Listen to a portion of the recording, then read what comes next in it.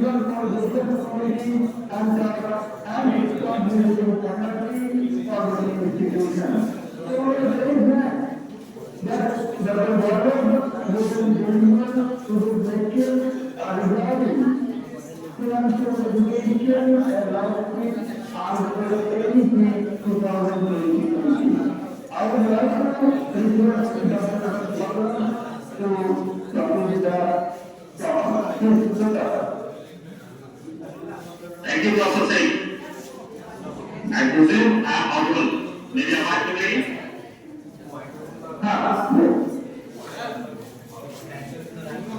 जो क्लासरूम में बैठे हैं, इंस्टीट्यूशन मेरी आवाज मिल रही है? तो क्लासरूम नंबर दे देना। कॉलेज मेरी आवाज मिल रही है? आप टाइम से मालूम हो जाएगा आपको मेरी आवाज मिल रही है।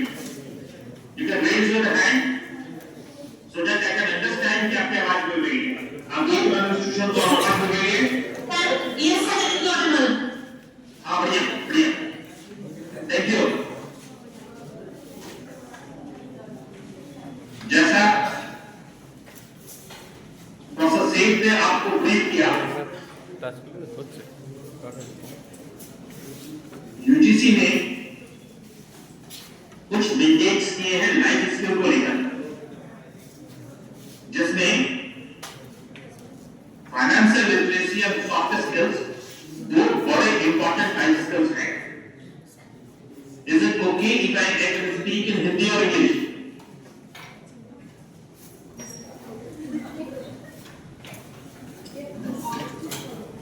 प्रोफेसर सेठ,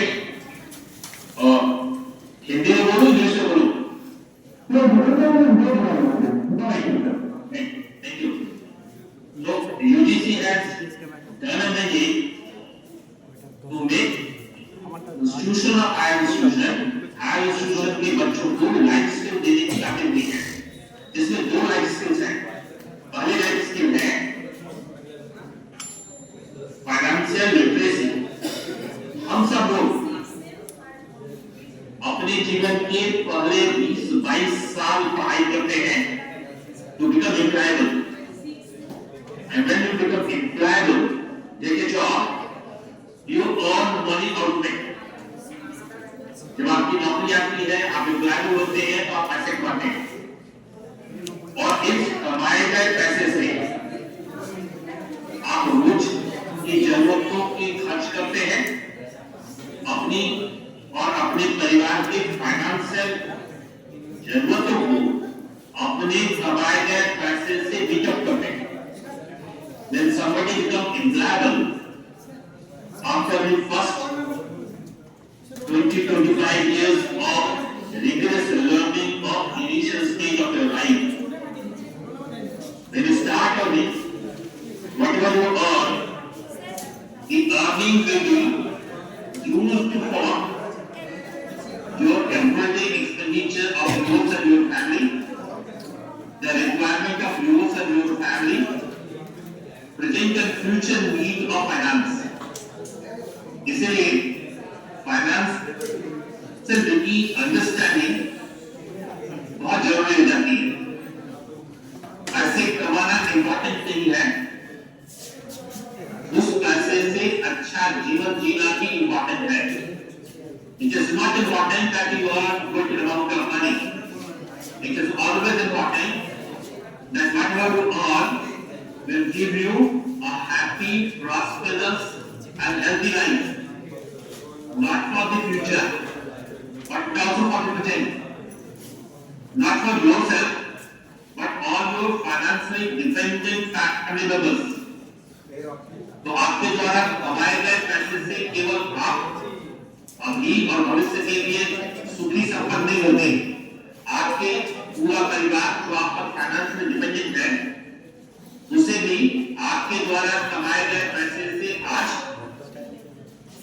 और जो जरूरतें होती है उसकी पूर्ति होती है। तो we know to understand what to do with my money, how to use my money to buy me happiness by way of purchasing, spending. We all have to understand these things. मेरी बात आप तक पहुंच रही है तो आप उठाकर बताएं yes or no. Either understood? Yes. Right. Thank you. Thank you.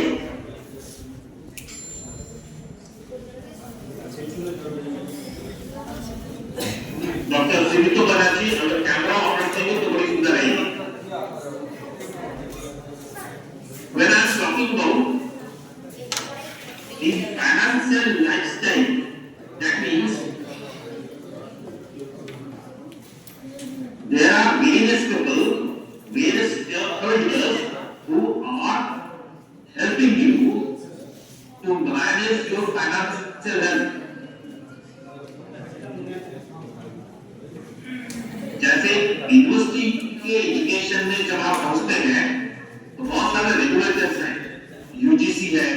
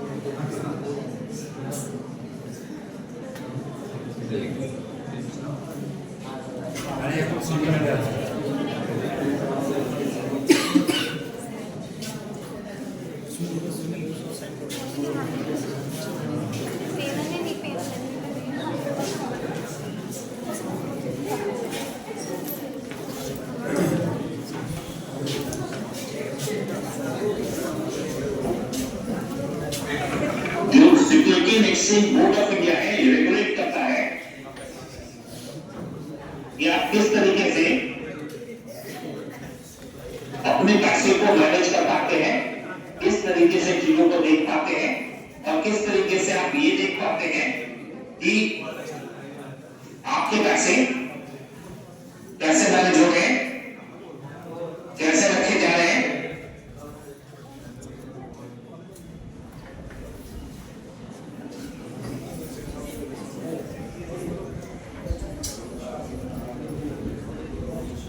जो सेविंग है,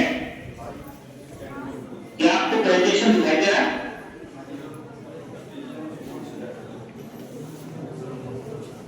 No, sir, it is not visible.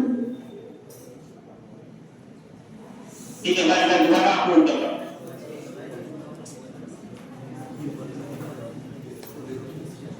जो security exchange board of India है, ये हम सबको मदद देता है कि आप अपने पैसे को कैसे मैनेज करें, कैसे रेगुलेट करें और कैसे भविष्य के लिए अपने पैसे को कहां बचाएं, किस तरह के प्रोडक्ट्स में बचाएं, कहां रखें।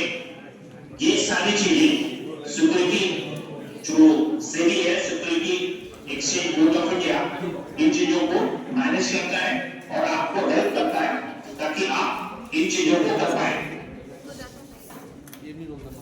अभी प्रेजेंटेशन मिला? No, sir.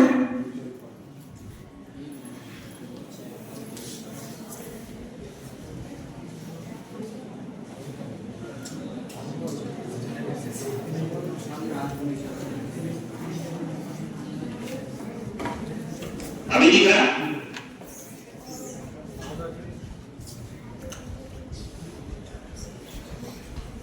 Yes, sir.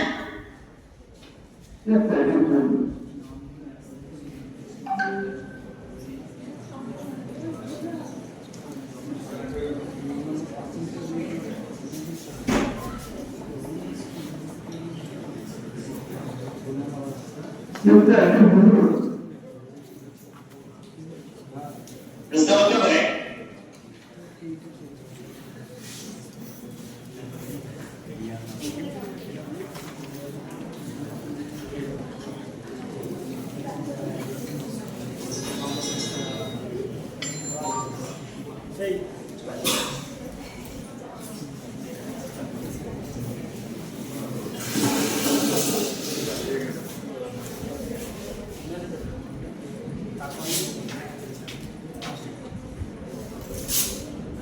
मेरी आवाज मिल रही है आपको?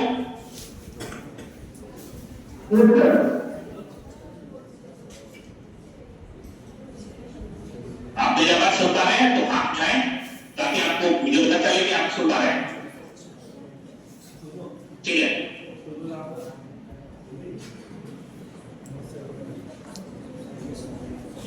तो बात ना डेफिनेटली who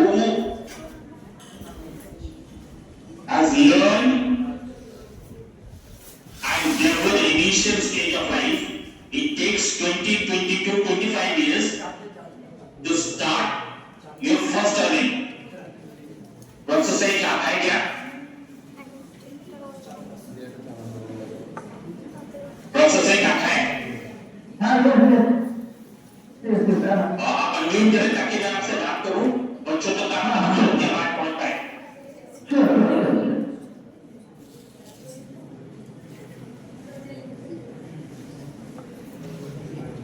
प्रोसेस है, आपने पहली बार जब पैसे कमाए थे तो उस समय आपकी उम्र क्या थी?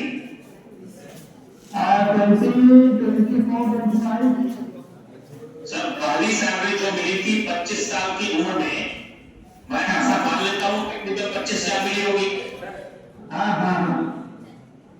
मतलब एक साल जो आपने सीखा, पढ़ा, बात करना सीखा, कम्युनिकेशन सीखा, कपड़े पहनने सीखे, जो कुछ भी सीखा, हर एक साल के बदले में आपको 1,000 रुपए मिले।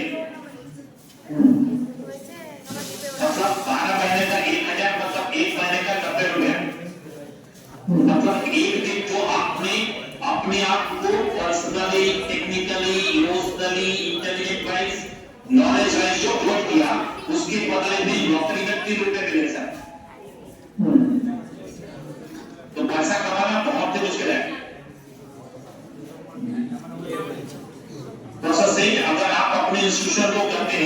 कि मेरी सैलरी 5,000 रुपए बढ़ा दो, नहीं तो मैं अगले कल से नौकरी छोड़ दूंगा, तो क्या बढ़ जाएगा सर? नहीं बढ़ेगा सर। अगर बोले 500 रुपए बढ़ा दो, नहीं तो मैं नौकरी छोड़ दूंगा, तब क्या होगा सर? कभी नहीं बढ़ेगा सर। हाँ, मतलब पैसा कमाना सचमुच में डिफिकल्ट कैसा, और पैसा खर्च करना। अगर मैं आपको कहूं कि आप ये 10,000 रुपए अगर 5 मिनट तक खर्च कर देंगे तो मैं आपको 1,00,000 रुपए दूंगा, तो ये 10,000 रुपए कितने देर में खर्च हो जाएगा?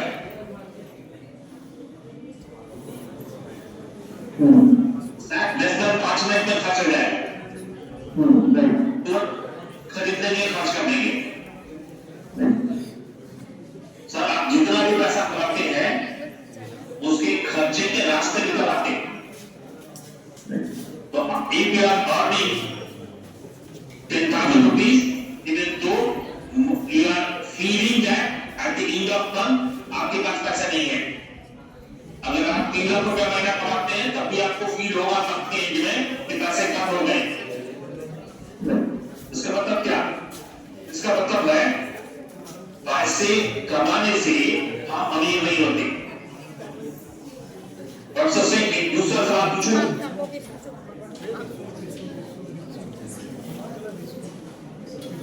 डॉक्टर साहब पिक्चर, अगर एक आदमी मुर्शिदाबाद में रहता है और वो 50,000 रुपए महीने कमाता है, तो क्या कुछ पैसे बच जाएंगे उसको? नहीं, अच्छा 1,00,000 रुपए कमाता है तो जीवन ठीक ठाक चलेगा? नहीं, अगर वो मुर्शिदाबाद में रहता है या बैंगलोर में रहता है, खर्चे कहाँ जाकर देता है? Correct only but general meeting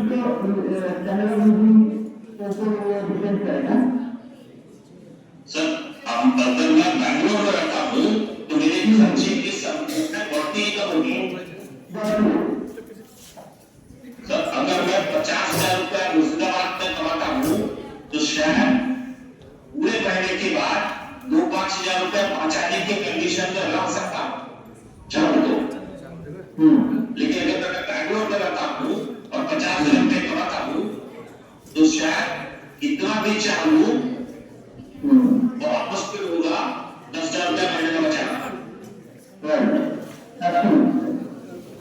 तो सर 10 साल मैंने नौकरी की मुर्शिदाबाद में और 10 साल नौकरी की बैंगलोर में। बैंगलोर में कुछ नहीं बन पाया और 10 साल मुर्शिदाबाद में नौकरी करके 2 लाख रुपए बचा लिए। तो 10 साल के बाद जब मैं दोनों आदमी का कंपैरिजन करूंगा तो मुझे दिखेगा कि जो मुर्शिदाबाद में है उसके पास पैसे हैं। ये डिपेंड करता है कि आपके पास जो पैसे हैं, जितना भी आप कमाते हो, उसको आप किस तरीके से अपने जीवन की जरूरतों के लिए खर्च करते हैं और कितना बचा करते हैं।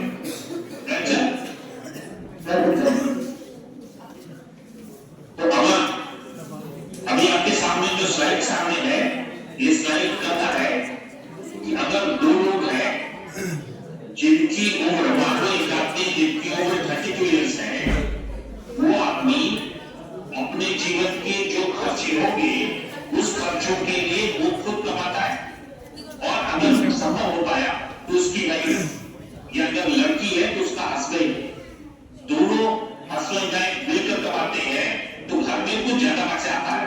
Right sir? और जब ज्यादा पैसा आता है तब आप उस पैसे से अपने जीवन की जरूरतों के खर्चे को मैनेज कर पाते हैं। Right sir? बड़ी इंपॉर्टेंट चीज है कि जब आप पैसे खर्च करते हैं तो आपके पास 3 तरह के चॉइस होते हैं पैसे खर्च करने का। एक एसेंशियल जिसके खर्च के बिना बढ़ नहीं सकते, जैसे बिजली का बिल, मकान का किराया, ग्रोसरी का बिल, ये एसेंशियल खर्चे हैं, ये आपको करना ही पड़ता है। Right sir? कुछ कुछ खर्चे हैं जो लाइफस्टाइल के खर्चे होते हैं, जीवन को अच्छा जीने के लिए खर्चे होते हैं। जैसे उदाहरण के लिए मैं एक मोबाइल खरीदता हूँ 10-15 हजार रुपए का, ताकि मैं व्हाट्सएप कर सकूं, फोटो देख सकूं, थोड़ा जीवन में मजा ले सकूं। मैं खाना खाता हूँ तो मैं सूखी रोटी की जगह पर पूरी खाता हूँ ताकि खाने का टेस्ट आ सके। मैं एक रोटी सब्जी की जगह पर 2 सब्जी खाता हूँ ताकि खाने का टेस्ट अच्छा है। ये लाइफस्टाइल की खर्चे हैं। लेकिन खाने में पिज्जा खाना चाहता हूँ तो कहते हैं उससे पिज्जा बनाऊंगा, चार आदमी के परिवार के ये 1000-2000 रुपए खर्च करेंगे। तो रोटी से भी पेट भर रहा था, रोटी के साथ 3 तरह की सब्जी से भी पेट भर रहा था और पिज्जा से भी पेट भर रहा था। क्योंकि तीनों के खर्चे अलग हैं। एक एसेंशियल है, एक लाइफस्टाइल खर्चे है और एक खर्चा फॉर लग्जरियस लाइफ है। तो सबसे पहले हम अपनी नीड पर ध्यान देते हैं कि जब पूरा नीड हो जाता है तब हम लाइफस्टाइल पर देखते हैं। जब लाइफस्टाइल भी हो जाता है तब तक लग्जरियस लाइफ की तरफ देखते हैं। Right sir? घर से यूनिवर्सिटी जाने के लिए, कॉलेज जाने के लिए एक सवारी होनी चाहिए। It can be a two wheeler, मेरा काम हो जाता था, लेकिन थोड़े सेफ्टी अच्छे से जाने के लिए कार होनी चाहिए। लाइफस्टाइल खर्चे हैं, लेकिन इस कार में अगर बस फीस चाहिए मुझको कॉलेज जाने के लिए तब ये लग्जरियस खर्चे हैं। राइट? हम सब लोग इन खर्चों को देख रहे हैं और अपने जीवन को लग्जरियस लाइफ की तरफ ले जाना चाहते हैं। Right sir? जब हम ऐसा चाहते हैं तो हमारे पास रास्ते होंगे। For example, if a student has taken admission in a college, he can take any subject. In a graduation, he can take any subject. In management program, he can take any type of management. He can do marketing management, he can do finance management, he can do HR management. So different options are there. ठीक है ना? और student उन options में से एक options अपने लिए सेलेक्ट करता है जो उसको लगता है कि मेरे लिए ये अच्छा ऑप्शन है, I will excel in this, मैं इसको कर सकता हूँ, मेरे पास जो पैसे हैं इसकी फीस मैं दे सकता हूँ। Looking at various aspects, resource, ability, future prospects, वो एक सब्जेक्ट सेलेक्ट करता है। Right sir? उसी तरीके से जो फाइनेंस की इन्वेस्टमेंट के रास्ते हैं उसमें बहुत सारा टूल्स है, बहुत सारे रास्ते हैं, बहुत सारा ऑप्शंस है। Which option I will select? So we will discuss on all those things. Now, initially I want to make you all understand that एक स्टूडेंट जब एग्जामिनेशन नजदीक आता है तब क्या वह अपने एग्जामिनेशन को ध्यान में रखकर अपने पढ़ाई का रूटीन बदलता है? अगर बदलता है तो आपको ध्यान से समझ में आ जाएगा कि आप तक पहुंच नहीं पा। Raise your hand if you are changing your routine based on your examination. Right? Thank you. Similarly when you are planning for anything, you are in a better position to achieve it. Right? Professor Shyam Singh sir. Sir, अभी UGC आपको कहती है कि आप अपने college की तरफ से अमेरिका चले जाएं 3 दिन के लिए और अमेरिका के MIT में देखें कि टीचर्स कैसे पढ़ाते हैं। अच्छा? और सारा पैसा यूजीसी आपको देगी। ठीक है सर? लेकिन यूजीसी आपको कहती है अभी आप बताएं मीटिंग के अंदर ही कि आप कैसे जाएंगे और कितने पैसे खर्च होंगे, कहां जाएंगे। आप जैसे 4-5 क्वेश्चन वहां पर है, यूजीसी को भेजेगी और अभी भी 4-5 अवसर है, ये 4-5 प्रोफेसर्स में से किसी एक को दे दीजिए सर, इसका एक्सपेक्टेशन करेक्ट होगा, राइट? तो अभी क्योंकि अभी आपको तुरंत आइडिया नहीं होगा कि अमेरिका कैसे जाएंगे, ना रहेंगे, कितना पैसा खर्च होगा, तो आप ये कहेंगे मुझको 1 घंटे का समय दो, अगर मैं फैक्ट्री और 1 घंटे में आप गूगल करके पता कर लेंगे, राइट सर? इसका मतलब पता करने की रास्ते आपको मालूम था, आप कैसे अमेरिका जाएंगे जिसकी जानकारी के लिए मोबाइल था, गूगल था, आप उसको कर सकते थे, तो पहले क्यों नहीं किया सर? पहले इसलिए नहीं किया कि जाने के लिए किसी ने कहा नहीं था, objective of what not do, आपको ऑब्जेक्टिव पता चला, ये something of product plannings, right? तो अभी इस गलियारे में जितने बच्चे बैठे हैं, मैं सबको ये ले रहा हूं, क्या आप अपने जीवन में अपने बैंक अकाउंट में कुछ करोड़ रुपया देखना चाहते हैं? यस और यस तो हाथ उठाएं, यस तो हाथ उठाएं सर।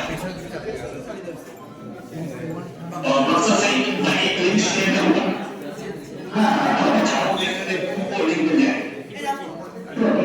और एक फाइनेंशियल कैलकुलेटर, जिस फाइनेंशियल कैलकुलेटर में आप वर्ग में कितना रुपया महीना आप जमा कर सकते हैं, तब देख लो सर 1,000 रुपया महीना जमा कर सकते हैं, तो दिक्कत होगा जाएगा सर? आपके पिताजी ने कितने साल पैसे कमाए सर?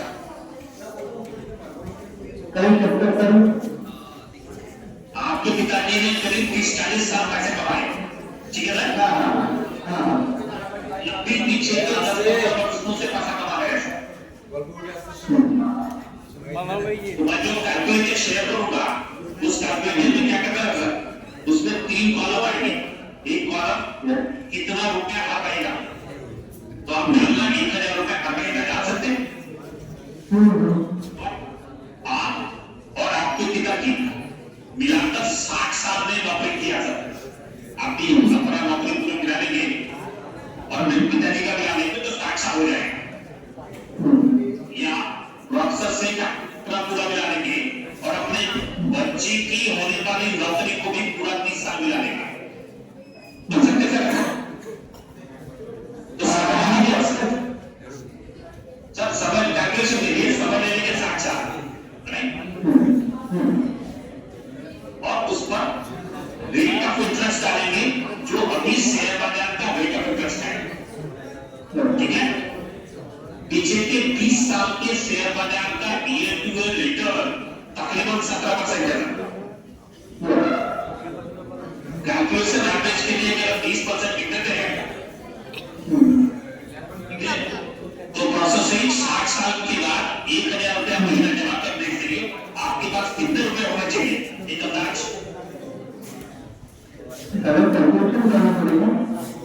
सब 10 करोड़, 20 करोड़, 50 करोड़, कितने होने चाहिए? आपने 60 साल में तकरीबन 8 लाख रुपया जमा किया, कितने बढ़ के कितने होंगे? 10 करोड़, 50 करोड़, कितने हो जाएंगे? कुछ अंदाज? 800 करोड़ हो जाएगा, 800 करोड़, 800 करोड़।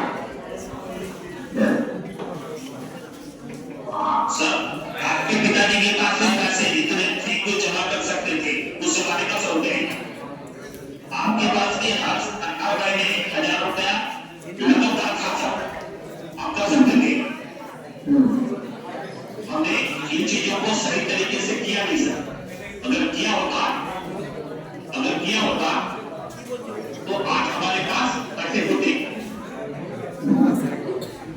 तो अगर मैं ऐसा सोच लूं कि मेरे पास कुछ करोड़ रुपए होंगे, then I will start planning to do so. क्या ठीक है?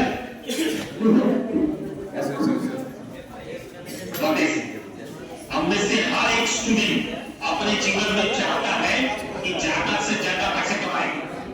हर एक स्टूडेंट चाहता है कि हमारे जीवन में रहने की सुविधा, इकट्ठा आवाज करने, अच्छी गाड़ी करने, साथ में विदेश घूमने जाए, परिवार को अच्छी सुविधाएं दे पाए, बच्चों को अच्छी शिक्षा दे पाए, हम सब लोग चाहते हैं। नंबर वन, आपके पास 30-35 साल तक नौकरी रहे। जब तक आपका नौकरी का एज है, आज के दिन में 60 साल एज है, तो अगर एक बच्चा, एक स्टूडेंट 20 साल का है, नौकरी पर आ गया, तो अगले 30-35-40 साल तक नौकरी कर पाएगा। नौकरी तभी कर पाएगा जब वो अपडेट होता है, जब अपने स्किल्स को ठीक करता है, जब वो अपना स्किल मार्केट में सेलेबल होगा। बोल रहे हो देख से ठीक ठाक और दूसरा शब्द है कि वह प्लान करे, वो जाना कहां उसे, उसको प्लान करना पड़ेगा कि अपने जीवन में कितने पैसे चाहिए और एक रियलिस्टिक प्लान करना पड़ेगा। जैसे मुर्शिदाबाद से आप प्रोफेसर से अगर सोचते हैं कि मैं मुर्शिदाबाद से निकलूंगा और पहुंच जाऊंगा दिल्ली 10 मिनट में, ये रियलिस्टिक प्लान नहीं है सर। रियलिस्टिक प्लान होगा कि फास्टेस्ट गाड़ी से आप टाटा पहुंचेंगे और फिर टाटा से फ्लाइट करके पहुंचेंगे, मिनिमम इतना टाइम तो लगेगा। तो जो आप फाइनेंशियल गोल बनाते हैं, प्लान करते हैं, रियलिस्टिक गोल बनाते हैं, वो पहुंच सकते हैं। फाइनेंशियल प्लानिंग का मतलब है कि हर एक स्टूडेंट अपने जीवन का एक स्टेप प्लान करे। जैसे एग्जांपल, अगर प्रोफेसर शेख के पास कोई गाड़ी नहीं है, तो पहली प्लानिंग होनी चाहिए एक 2 व्हीलर खरीदेंगे। दूसरी प्लानिंग होनी चाहिए कि इकोनॉमिकल कार खरीदेंगे, तो 2 व्हीलर 1 साल में 2 साल में खरीदेंगे, 5 साल में एक कार खरीद देंगे। ऐसे भी अच्छा कार 10 साल में खरीदेंगे और 20 साल में एक क्वालिटी कार खरीदेंगे। तो हम जो प्लान करते हैं कि ग्रेजुअल प्लान करते हैं। ऐसा नहीं होता कि अपनी प्लानिंग में हम एक ही बार पक्का प्लान कर लेंगे, राइट सर? तो जो फाइनेंशियल प्लान करते हैं, इस फाइनेंशियल प्लानिंग के स्टेप्स होते हैं। स्टेप्स क्या है, ये भी हम समझने की चेष्टा करेंगे। स्टेप्स का मतलब है कि हम उस गोल तक कैसे पहुंचेंगे। जैसे एग्जांपल, एज ए स्टूडेंट मैंने प्लान किया कि मैं अपने इस सब्जेक्ट के एमबीए एग्जामिनेशन में टॉप करूंगा, तो एग्जामिनेशन में टॉप करने के लिए सेमेस्टर में टॉप करना पड़ेगा। सेमेस्टर में टॉप करने के लिए क्लास में अच्छा पढ़ना पड़ेगा, क्लास टेस्ट अच्छा देना पड़ेगा, मुझे असाइनमेंट अच्छे बनाने पड़ेगा, राइट सर? अटेंडेंस सही करना पड़ेगा ताकि एलिजिबिलिटी टू अपीयर एग्जामिनेशन हो। किसी एक टॉपिक पर एक्सेलेंट भी होना पड़ेगा, पूरे सिलेबस पर एक्सेलेंट होना पड़ेगा, राइट? तो ये वेरियस सब्जेक्ट्स करेंगे तभी हम टॉप करेंगे। तो फाइनेंशियल प्लानिंग के अपने स्टेप्स हैं, जब हम वो स्टेप्स करेंगे तब हम वहां तक पहुंच पाएंगे। यहाँ तक ठीक है? यस और नो? मैंने तो खबर करूंगा आप तक की बात पहुंच रही है।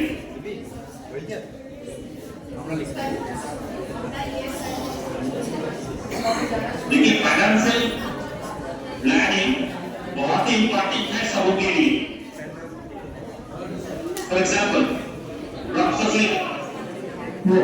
एक बच्चा जो 20-22 साल का है, जो उसकी नौकरी आ जाती है सर, तो क्या वो नौकरी करके शादी करेगा?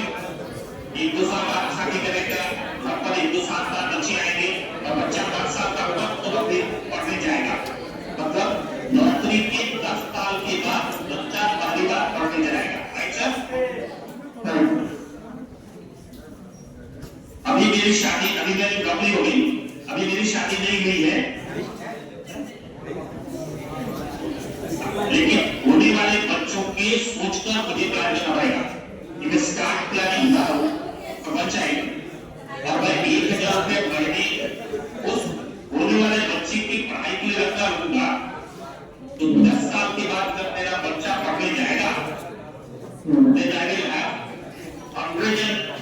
every month trying to save 1,000 rupees every month.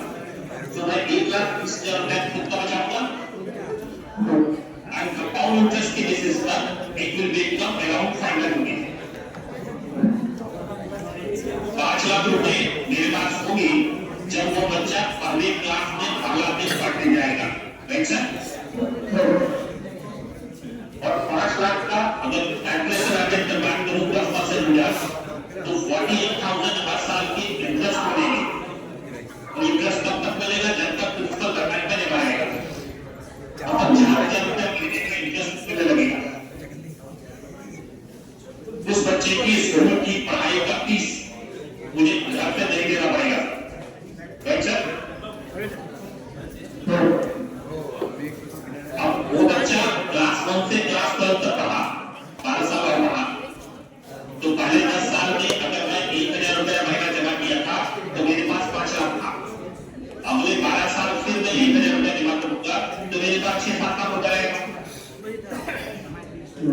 अब तो बच्चा जब 12 पास करेगा तब तक उसकी पढ़ाई में मैंने 1 रुपया भी अपने पास से नहीं दिया। जब 12 पास कर जाएगा तो हायर एजुकेशन के लिए बच्चे के पास अपना 10-12 लाख 15 लाख रुपया होगा। उस बच्चे के लिए उस गार्जियन का खर्चा 1,000 रुपया महीना ही रहा, राइट सर? अदरवाइज अगर वो ऐसा नहीं करता, प्लान नहीं बनाता, तो उसे 4,000 रुपए महीने बच्चे की पढ़ाई पर खर्च करना होता। तो ये 3,000 एडिशनल खर्च करना पड़ता उसे। अभी 3,000 देना पड़ता, अदरवाइज उसे 4,000 देना पड़ता, तो 3,000 एडिशनल खर्च करना पड़ता। और at the end of 12 years जब बच्चा हायर एजुकेशन में पहुंचता तो बच्चे के पास कोई पैसा नहीं होता। तो अगर वो प्लान करके करेगा तो उसकी जीवन की 3-4 हजार रुपए बच गए हर महीने। और मैंने आपको दिया है 1,000 रुपए का मतलब 800 करोड़ रुपया होगा। मेरी बात समझ पा रहे हैं सर?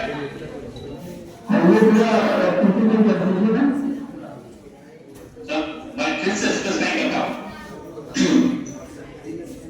अगर आपने फाइनेंशियल प्लान किया तो आप पैसे बचा पाते हैं।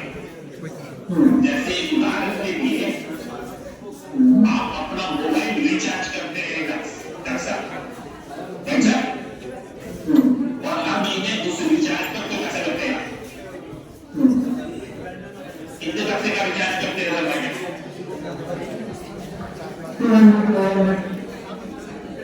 हर आदमी अलग अलग तरीके का करता है। कोई 250 का करता है, कोई 300 करता है, कोई 350 करता है, सब अलग अलग तरीके से करते हैं, राइट? तो आप अगर देखेंगे डिफरेंट सर्विस प्रोवाइडर्स को कि किस service provider, mobile service provider का मंथली चार्जेस क्या है, तो आपको दिखेगा अलग। फॉर एग्जाम्पल मैं चार्ज करता हूँ BSNL से तकरीबन 150 रुपए महीने करते हैं सर, प्लस इंटरनेट यूज करने के लिए अलग से 50 रुपए का रिचार्ज करता हूँ, मतलब 200 रुपए में मेरा काम हो जाता है। अगर प्रोसेस स्टेट को 300 रुपए लगते हैं, मुझे 200 रुपए लगते हैं, तो मैं 100 रुपए महीना बचा लेता हूँ। 1,000 रुपए का मतलब 800 करोड़ है।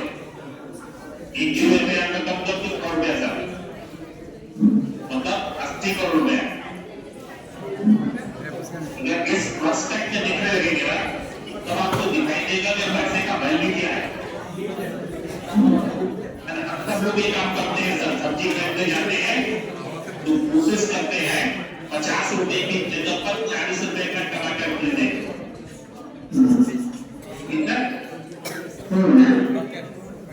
हम सब लोग कोशिश करते हैं कि अगर कोई मान लो नया मोबाइल खरीद रहे हैं तो ऑनलाइन प्लेटफॉर्म पर उसके प्राइस चेक करके वहां से खरीदे।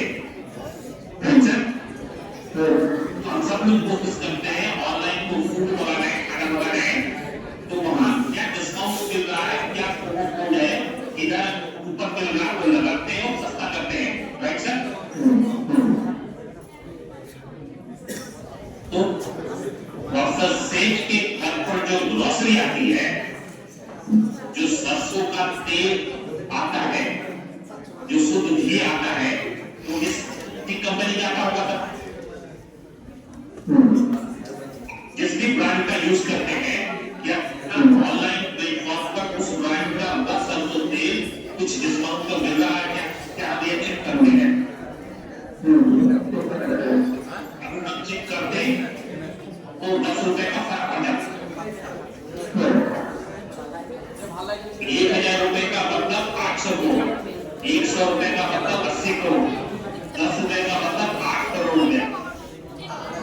अगर इस तरीके से देखेंगे, इन सूत्रों को देखेंगे, तभी हम अपने पैसे को बचाने का प्रयास कर सकते हैं। I'm not asking you to lose the pleasure. I'm asking you to save money during the change of the pleasure.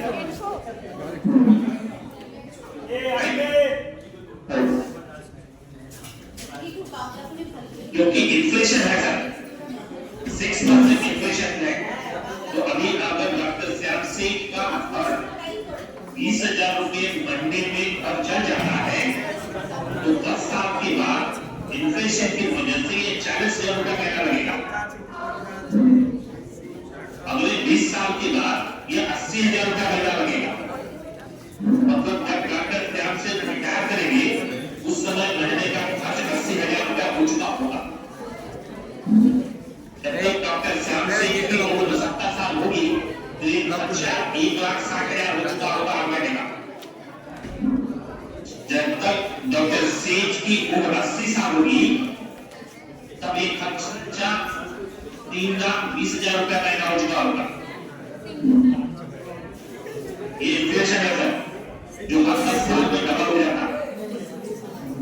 अगर इन्फ्लेशन है और रहेगा, खर्चे बढ़ेंगे, मेरे घर के भी, आपके घर के भी, सभी पार्टिसिपेंट के घर के। तो मेरी आमदनी भी बढ़नी चाहिए, मेरे पास पैसे बढ़ने चाहिए उन खर्चों के समय में अपना जीवन जीने के लिए। Right sir?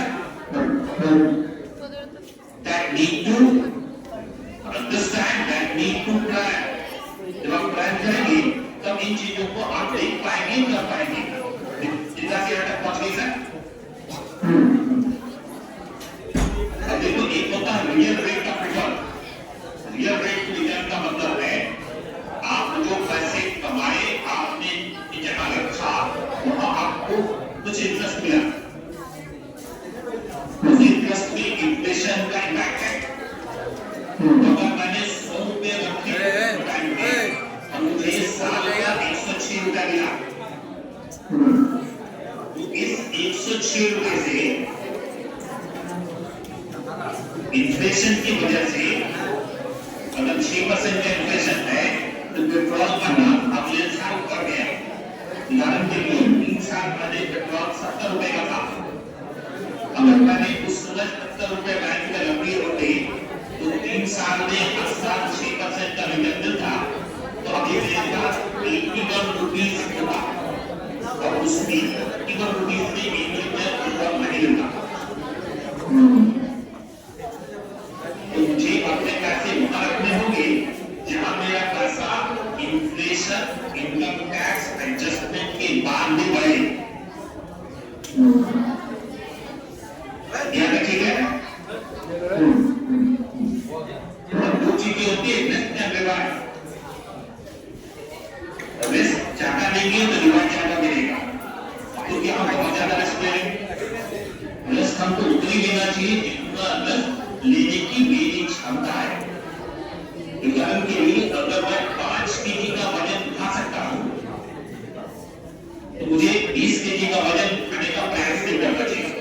क्योंकि मैं अगर 5 केजी ही उठा सकता हूं और 20 केजी उठा लूंगा, तो मेरे बैकबोन में प्रॉब्लम हो जाएगा, मुझे फिजिकली तकलीफ हो जाएगा। अगर मैं 20 केजी का वजन उठाने की क्षमता रखता हूं, तो मैं 200 किलो वजन न उठा, हड्डी में प्रॉब्लम हो जाएगा। Right sir? तो ज्यादा रिवाज के चक्कर में ज्यादा रिस्क नहीं लेना। अब आपके पास 3 तरह के गोल होते हैं, short term goal, medium term goal and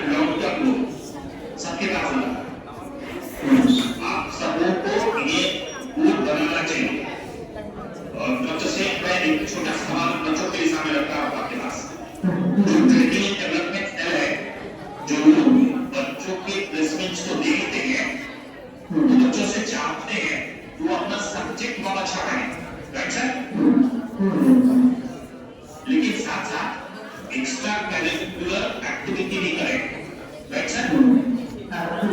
ये भी कहते हैं कुछ सर्टिफिकेट्स करेक्ट करें, राइट सर? चाहते हैं अपना कम्युनिकेशन ठीक कर लें, राइट सर? वो चाहते हैं इंटरव्यू देने की टेक्निक्स ठीक कर लें। ग्रेजुएशन के बाद उस बच्चे के पास 3 वर्ष का समय होता है ये सब करने के लिए। कम्युनिकेशन ठीक करना, इंटरव्यू स्किल्स ठीक करना, सर्टिफिकेट्स करेक्ट करना, एक्स्ट्रा करिकुलर एक्टिविटी जैसे सर्टिफिकेट अरेंज करना, इन सब चीजों के लिए उसके पास 3 वर्ष का समय होता है, राइट सर? लेकिन सेमेस्टर पास करने के लिए 6 महीने का समय, लेकिन मंथली एग्जाम पास करने के लिए उसके पास केवल 1 महीने का समय होता है, राइट सर? तो वो पूरा अपना समय एलोकेट करता है, रोज क्या पढ़ेंगे जिससे अभी का एग्जाम दे पाए, आज का एग्जाम दे पाए, 3 साल के बाद एक्स्ट्रा करिकुलर एक्टिविटी के सर्टिफिकेट कोई इंटरव्यूज मिलता जाए, कम्युनिकेशन ठीक हो जाए, तो वो लंबे तरीके से प्लानिंग कराते हैं, training development sir, right sir? अब देखो छोटा एग्जाम्पल देते हैं इंश्योरेंस बैंक का। सबसे मैंने जब नौकरी शुरू की थी मुझे ड्यूटी के साथ 4,000 रुपए 3,900 रुपए मेरे साथ लगे थे। अब देखो 30 वर्ष का, राइट सर? तो मैंने 25,000 रुपए का एक इंश्योरेंस प्लान खोला जो 25 साल तक चल रहा था। इतना चलाने के बाद उसका करीब 50,000 रुपए मिला। तो सर जब 25 साल बहुत समय चल गया, 2015 का समय आ गया, तो 2015 में मुझे 50,000 रुपए, उस समय मेरी सैलरी भी 2 लाख रुपए, तो जब आपकी सैलरी 2 लाख रुपए है तो घर तो 2 लाख से करना है आपका। तो अगर मैं दुनिया में न रहूं तो घर को हर महीने 2 लाख रुपए चाहिए, मतलब साल का 24 लाख रुपए चाहिए, मतलब इंश्योरेंस 2,50 लाख का बचेगा। लेकिन जब लिया था 25,000 का था, उस समय रेगुलेटरी कंपनी कच्चे कमरे पता ही नहीं था 25 साल बाद कितने पैसे की जरूरत पड़ेगी। तो समय के साथ ऐसा बनता आता ग्रेजुएशन में निकला क्या जब फिर से करो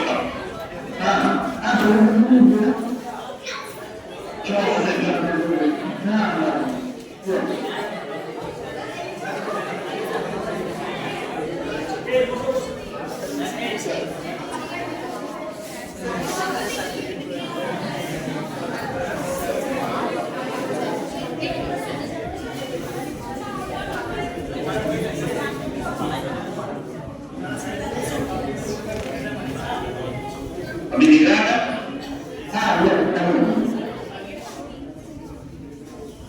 तो समय के साथ इन चीजों को बदलना पड़ता है। So you need to change every time your rules.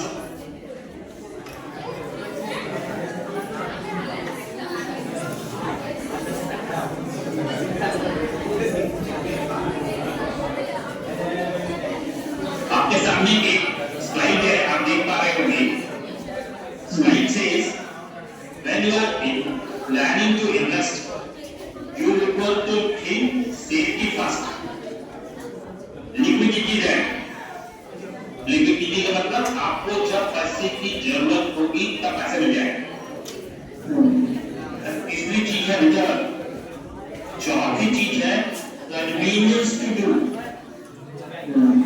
आठवीं चीज है क्या मैं यह कर पाऊंगा, टिकट साइज। छठी चीज है उसका टैक्स, इनकम टैक्स का क्या इम्पैक्ट है उसका। अब यहाँ तक देख रहे हैं। तो अगर मैं इन चीजों को देखने की चेष्टा करता हूँ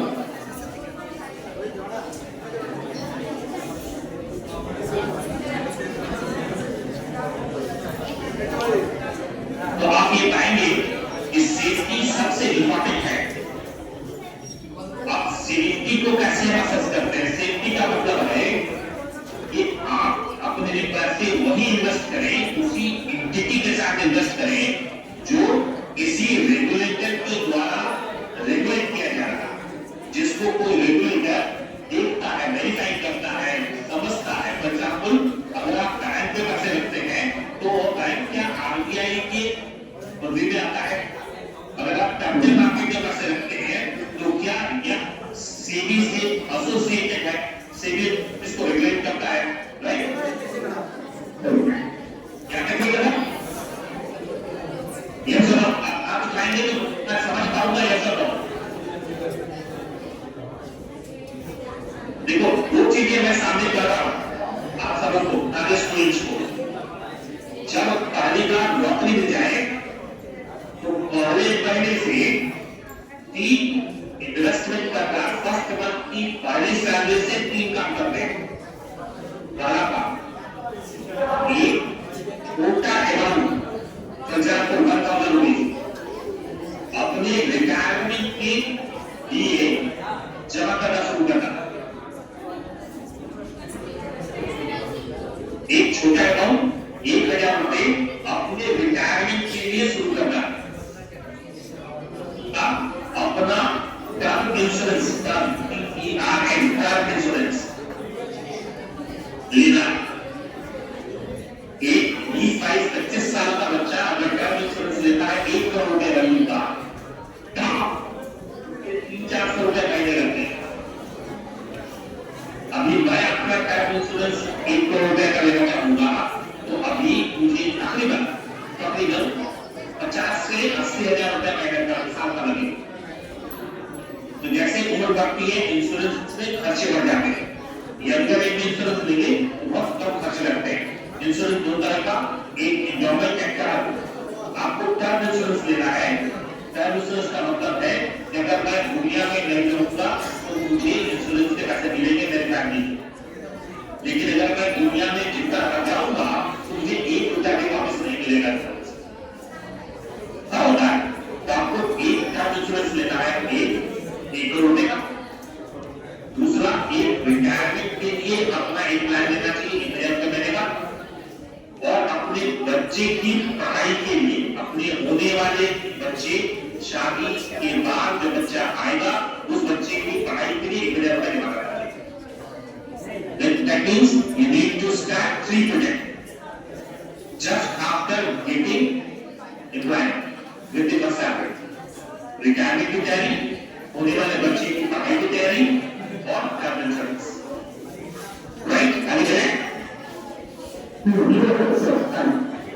देखिए, डिफरेंट एसेट्स क्लास है, बहुत सारा प्रोडक्ट है जहां पैसे रख सकते हैं। एग्जाम्पल के लिए आप सोना खरीद सकते हैं, सिल्वर खरीद सकते हैं, पीपीएफ का रख सकते हैं, बैंक का रख सकते हैं, म्यूचुअल फंड का रख सकते हैं, इंश्योरेंस का रख सकते हैं, शेयर्स खरीद सकते हैं, बॉन्ड खरीद सकते हैं। लेकिन जो ये अब फर्क क्या है ये समझो। जो पैसे दूर के बाद जैसे आपका रिटायरमेंट ये 30 साल बाद चाहिए तो इन पैसे को आपको इक्विटी में रखना चाहिए, मतलब शेयर खरीदना चाहिए, डायरेक्टली शेयर खरीदना चाहिए या म्यूचुअल फंड के रूप से शेयर खरीदना चाहिए। But the money need to be invested in equity for your retirement purpose। और अब तो सही, अगर 1000 या 30-40 वर्ष के लिए किसी बच्चे को रिटायरमेंट पर्पस के बेसिस पर इक्विटी दी, अच्छा,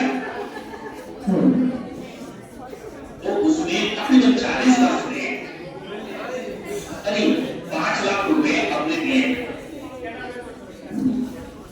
वहां उसके पास करीब 3 करोड़ रुपया होगा।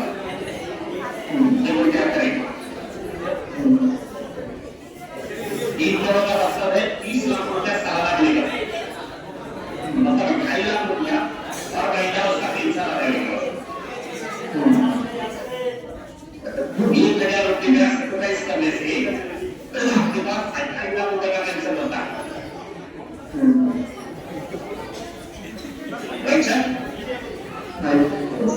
तो है बच्चे के लिए, बच्चा आपका अगले 10 साल के बाद पढ़ना शुरू कर देगा, मतलब जो इन्वेस्टमेंट है वो 10 साल में आपको पैसा दे देना है।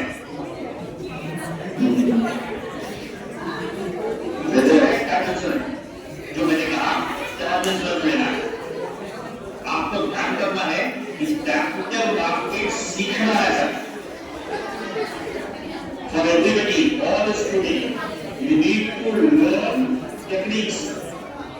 अगर अभी AI आ गया सर, आर्टिफिशियल इंटेलिजेंस का होता है, everybody को learn आर्टिफिशियल इंटेलिजेंस को है। कुछ समय पहले कंप्यूटर आया था, सबको कंप्यूटर सीखना था। उसके बाद एंड्रॉइड फोन आए, सबको टेलीफोन सीखना था। उसके बाद बहुत सारे ऐप्स आए, हम सबको ऐप सीखना था, है सर? अभी ये समय है, everybody need to learn करते बातें। आप कुछ नहीं करते हो, आप मार्केटिंग का काम करते हो, स्कूल में पढ़ाते हो, दुकान चलाते हो, कपड़ा सिलते हो, आप कोई भी काम करते हो, you need to learn करते मार्केट को सीखना पड़ेगा। क्योंकि जब आप कैपिटल मार्केट सीखेंगे तब आपको पता चलेगा कि कैपिटल मार्केट में जो प्रोडक्ट है, मतलब आपका म्यूचुअल फंड ये कैसे काम करता है, स्टेट कैसे काम करता है, बॉन्ड्स कैसे काम करता है। जब तक आप सीखेंगे नहीं तब तक अपने लिए सही प्रोडक्ट कैसे सेलेक्ट करेंगे। अगर आपने अपने लिए सही प्रोडक्ट नहीं सेलेक्ट किया तो उन प्रोडक्ट्स का एडवांटेज आपको नहीं मिल पाएगा।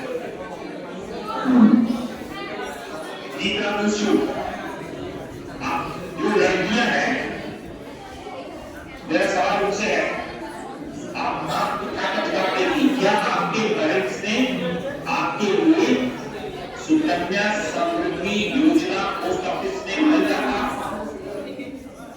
अगर हर जगह हमारे जाएंगे, सुकन्या समृद्धि योजना आपके घर से लिया गया है, नहीं दिख रहा।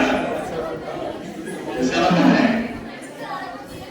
ये योजना का लाभ नहीं लिया गया। इस योजना में के लिए ये योजना भारत सरकार लाई थी और सभी पोस्ट ऑफिस सभी बैंकों में योजना उपलब्ध है नीचे के 30%। इसमें मैक्सिमम रिटर्न देती है सरकार। अगर ये योजना खोला गया लड़कियों के लिए, लड़कियों के नाम से, बेटी के नाम से, जिसका मैक्सिमम एडवांटेज मिलता है, तो अगर मुझे नहीं पता था कि यहाँ 2% ज्यादा मिलेगा तो मैंने इस योजना का लाभ नहीं किया। उसी पोस्ट ऑफिस, उसी बैंक में मैंने उसी योजना का पैसा दिया, भले 2% का लाभ मिस कर रहे हैं। तो अगर आपको कैपिटल मार्केट की प्रोडक्ट्स के बारे में इंफॉर्मेशन नहीं होगा तो ये example mutual fund is a process method to invest in share market. So being an order investor, we want to sit there.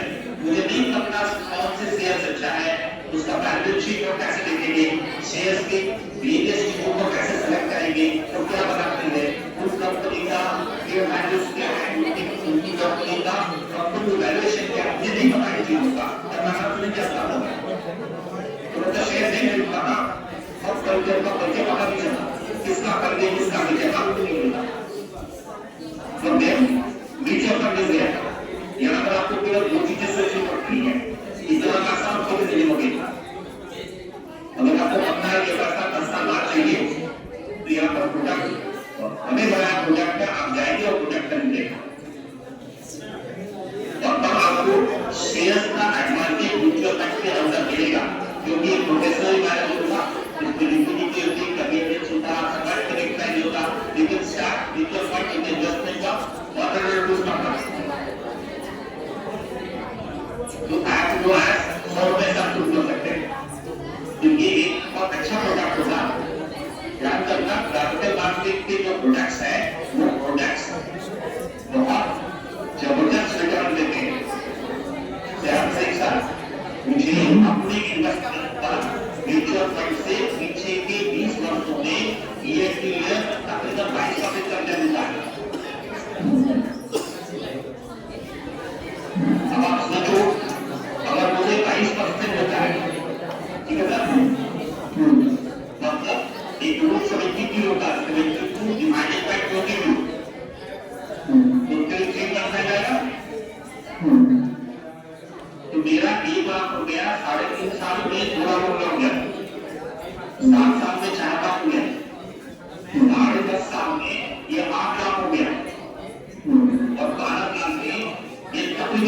रुपया हो गया, तो ये 14 लाख रुपया हो गया।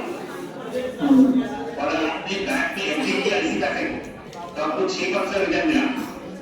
तो इस 12 साल में आपका 1 लाख रुपया 2 लाख होगा। तो मेरा 1 लाख कैपिटल मार्केट में 14 लाख और श्याम से एक साथ का 1 लाख बैंक में 2 लाख। और मैंने जो म्यूचुअल फंड खरीदा उसी बैंक में करता, जिस बैंक में श्याम से एक साथ से नहीं किया था।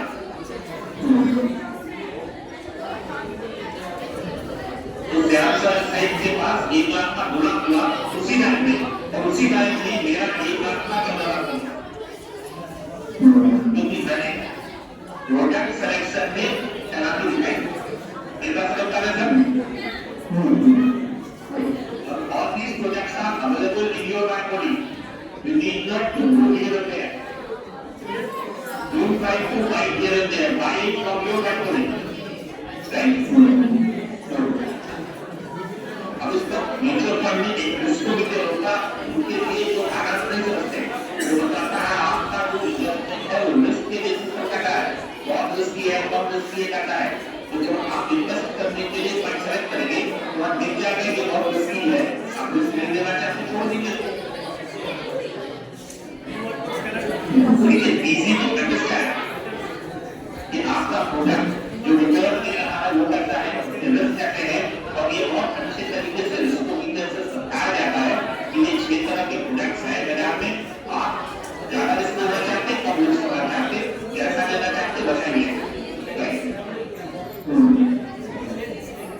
अब देखो हम में से बहुत सारे लोग हैं जो खरीदते हैं जैसा जब सोना खरीदते हैं तो सोना में प्रॉब्लम क्या होता है, खरीदते समय सोना इनको की शक्ति नकली सोना मिल जाता है, बेचने वाला मुझे बिल्कुल पता चला।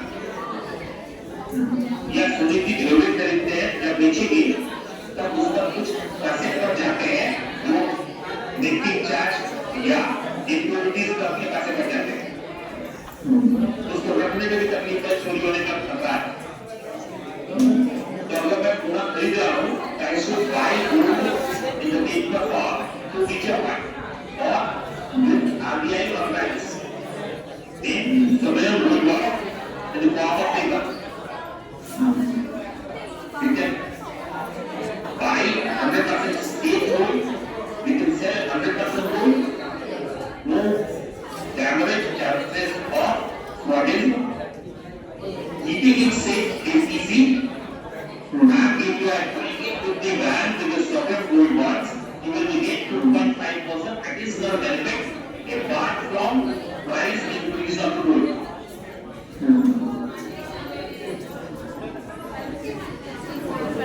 क्या देखिएगा? सारे पार्टिसिपेंट हम लोग इस प्रोग्राम से नेशनल स्टॉक एक्सचेंज आपके पास ये फर्स्ट स्टेज का प्रोग्राम है। इस प्रोग्राम से केवल 3 बातें आपको बताना चाहता था। अभी आप सबको कैपिटल मार्केट सीखना पड़ेगा। आज का ये वीडियो इस सीखने के स्टेप का स्टेप 1 है। अभी मैं श्याम से सर के पास हिंदी, अंग्रेजी और बंगला में स्टडी मटेरियल भेजूंगा, ताकि आप ये न कहें कि लैंग्वेज मेरी समझ में आया इसलिए नहीं पढ़ा। ठीक है ना? स्टूडेंट को कहता है कि मैं बंगला पढ़ता हूँ तो बंद नहीं इसलिए कहते हो, तो मैं भाषा भेजना। आप इस स्टडी मटेरियल को पढ़ें। पढ़ना बेसिकली जरूरी है कि पैसा आप कमाते हैं, आप नौकरी करेंगे, आप पैसा कमाएंगे, बच्चे को पैसे आप अपने बैंक में अपने जगहों पर रखेंगे और भविष्य आपका सुधरेगा। इसके लिए आपको मेहनत करना पड़ेगा, तो दूसरा मेहनत नहीं करेगा। समय लगता है, ये सीखने में 2 साल समय लगेगा। तो जब तक आप नौकरी करने के कंडीशन जाएंगे, पैसा बचाने के कंडीशन जाएंगे, तब तक आप सीख जाएंगे। आपके सामने एक फीडबैक स्क्रीन में फीडबैक का श्याम सर से ये स्क्रीन बनाया है। सर आपको ये भेज के लिए मैक्सिमम ग्रुप में, ताकि आप फीडबैक फीडबैक आप करवाएं तो हम फीडबैक तो आपको एडिशनल सर्टिफिकेट देखने में मुझे सुविधा होगी। आपको अपने एनएससी के अदर स्कीम्स में या फाइनेंशियल रेगुलेटर्स के अदर प्रोग्राम्स में आपको इनवाइट करने में मौका मिलेगा।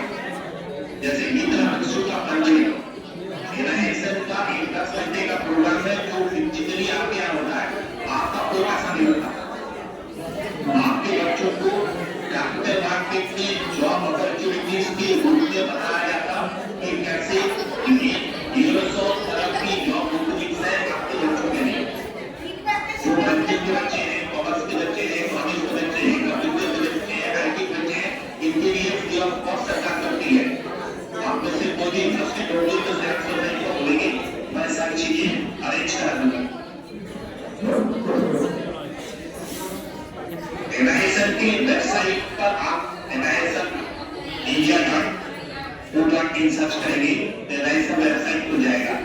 आपको उस वेबसाइट पर बहुत सारा सर्टिफिकेट मिल जाएगा ताकि आप सीखना शुरू कर सकें।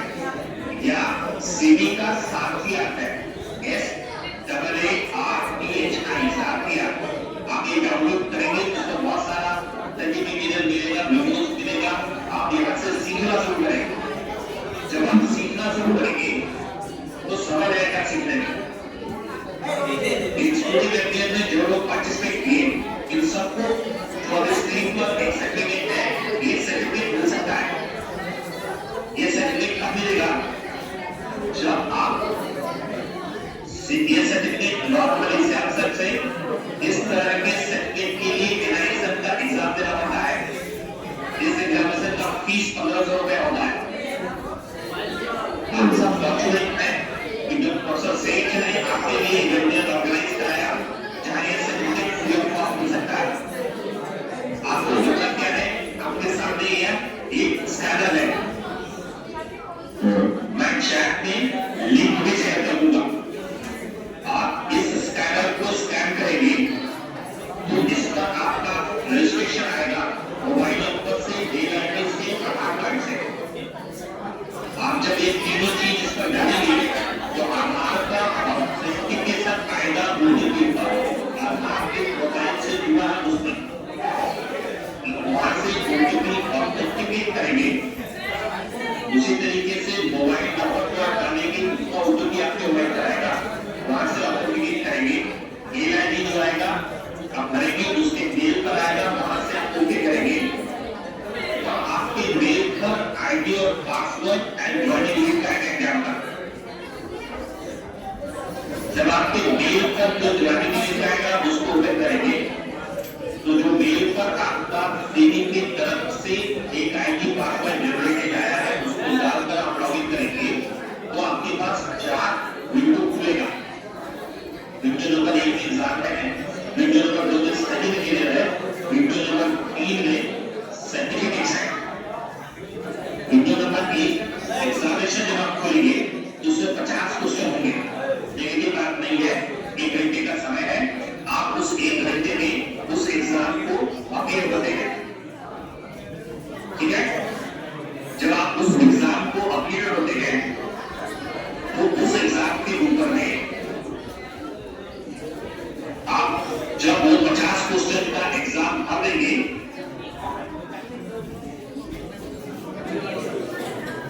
ठीक है, और उसको सबमिट कर देंगे तब आपके पास इमीडिएट रिजल्ट की कॉपी आ जाएगी। यहां तक समझ में आया?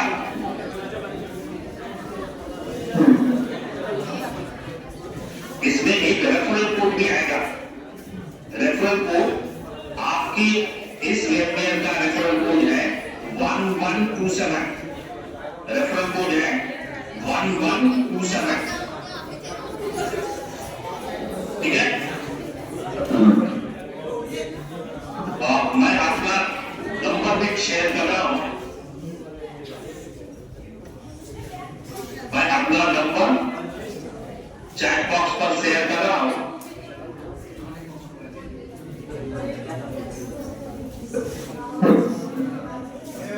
मैं नंबर शेयर कर रहा हूं।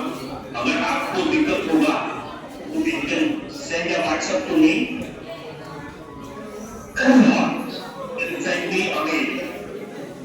for any clear application.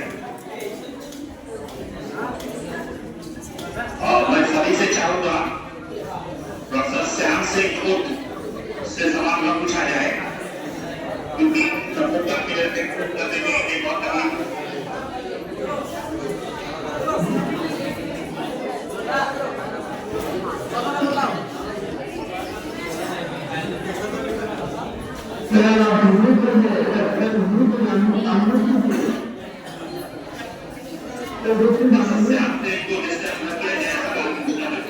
जिसके पास सवाल है आप मुझसे व्हाट्सएप करके पूछें या मुझे मेल करके पूछें। ठीक है बात प्रोसेस है एकदम क्लियर कर रहा हूं। आगे इतने सारे बच्चे आपको फोन करने लगे। किसी के मन में कोई सवाल है तो आप अपने को अनम्यूट करके पूछ सकते हैं या जो मैनेजर्स हैं आप उनसे इन सवालों का उनके जो भी सवाल पूछ सकते हैं।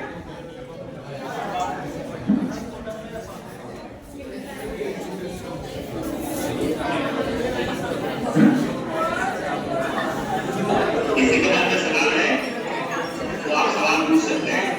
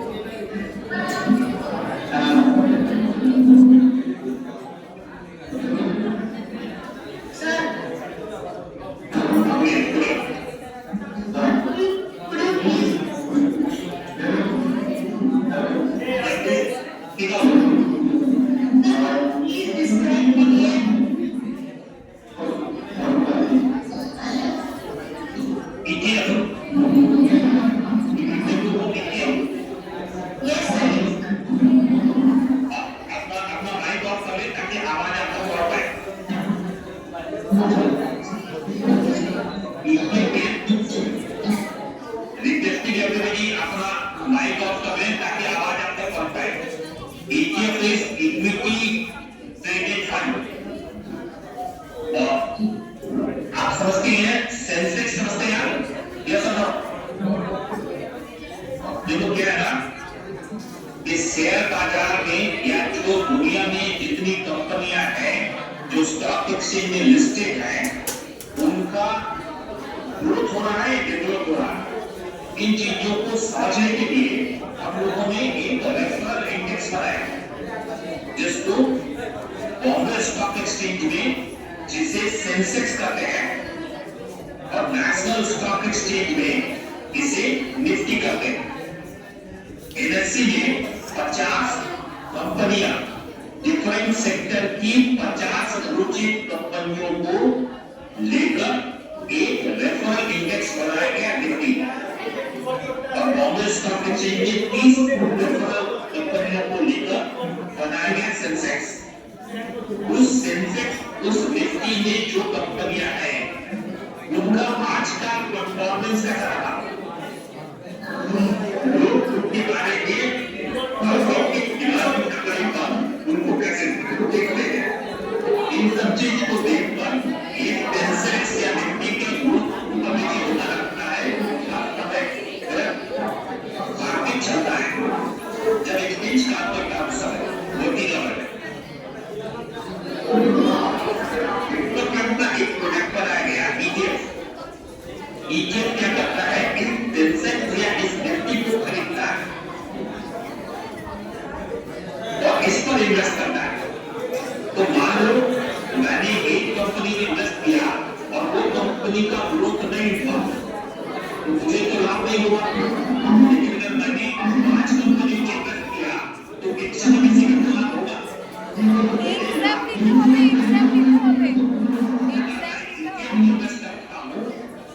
तो मैं एक बार में 50 कंपनी में इन्वेस्ट करता हूं तो कोई भी अच्छा करेगा तो जब 50 में कोई भी अच्छा करेगा तो अल्टीमेटली 50 का कंबाइंड रिजल्ट अच्छा मिलेगा तो मुझे इसका लाभ मिलता है। ETF में जो फंड मैनेजर होते हैं वो ट्राई एक्सचेंज का रिटर्न है, उससे अच्छा रिटर्न आपको दिलवाने का प्रयास किया जाएगा। मतलब अगर बाजार का रिटर्न 17% है तो ईटीएफ का फंड बनाया 17 से प्लस दिलाने की कोशिश करता है। ये इक्विटी ट्रेडेड फंड किसी पर्टिकुलर प्रोडक्ट का भी हो सकता है, जैसे गोल्ड पर, गोल्ड ईटीएफ, शेयर्स पर, निफ्टी ईटीएफ, ऐसे करके ये बनते हैं। किसी के पास सब कुछ सवाल है?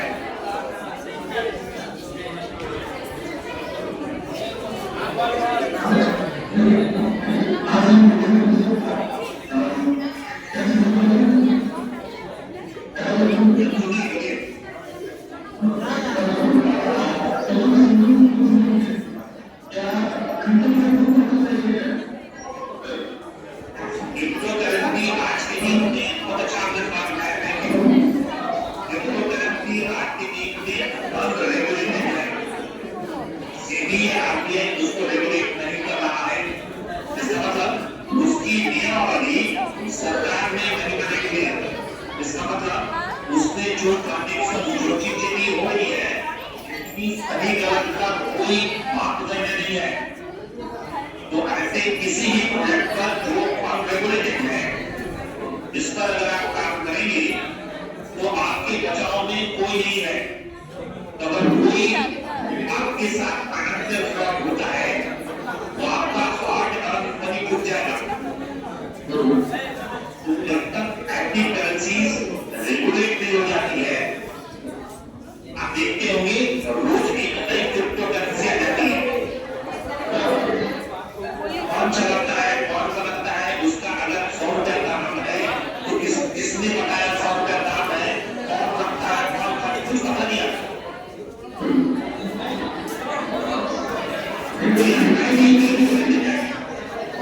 सभी आईडी रेगुलेटेड है और आपको लालच देकर फंसाया जाता है। आपने बचपन में एक कहानी सुनी होगी, गधेड़िया आएगा, जाल बिछाएगा, दाने डालेगा, चिड़िया को फंसा, चिड़िया दाने जाकर फंसा गई।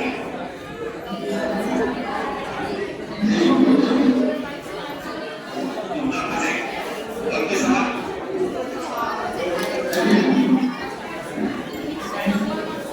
कितने के पास है कोई पुस्तक है?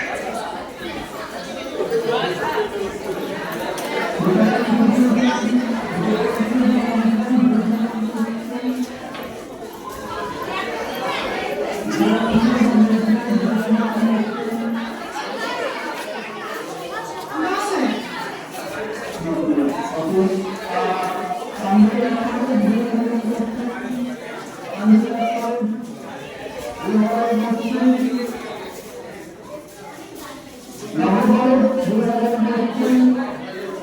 No, sir. From our part, it's okay.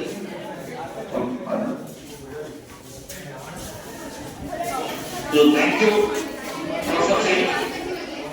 Thank you all the answers and the contributions. मेरा दो प्रमुख रिक्वेस्ट है, एक फीडबैक फॉर्म जो संजय से सर ने जनरेट किया है और अगली स्लाइड पर आपको दिखाया भी गया है और सर आपको भेजे देंगे। आप सभी उस फीडबैक जरूर भरें। एक दूसरा, मैं प्रोफेसर सेठ को अभी स्टडी के लिए भेजूंगा। सर रिक्वेस्ट करूंगा कि जैसे ज्वाइनिंग के लिंक आपको भेजे गए हैं वैसे स्टडी के लिए भी आपको व्हाट्सएप पर भेज दिया जाए। आप सभी मटीरियल को डाउनलोड करो, पढ़ लो। 3-4 दिन पढ़ने के बाद आप अपने को जो लिंक अभी मैंने दिया एग्जामिनेशन का, उस लिंक पर अपने को रजिस्टर करो। रजिस्ट्रेशन के लिए आपका आधार कार्ड, आपका मेल, आपका मोबाइल आएगा, इससे रजिस्टर होगा। इन तीनों का ओटीपी आएगा और आपको ऑथेंटिकेट करके रजिस्टर करना पड़ेगा। आप जब एग्जाम अपीयर होंगे तो 50 क्वेश्चंस का एक रिटन एग्जाम होगा, ऑब्जेक्टिव टाइप ऑनलाइन। आप उस पर जैसे एग्जाम देने के बाद क्वेश्चन सबमिट करेंगे, इस पर कोई नेगेटिव मार्किंग नहीं होगा और आपको उसका मार्क्स आ जाएगा, उसके सर्टिफिकेट आ जाएंगे।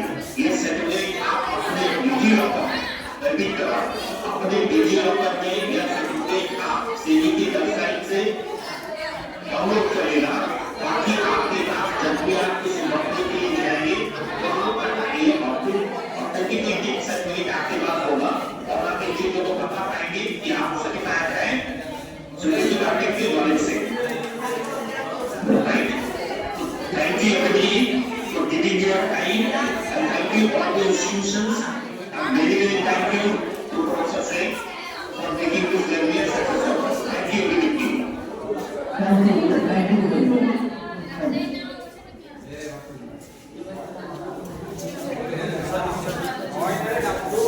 you.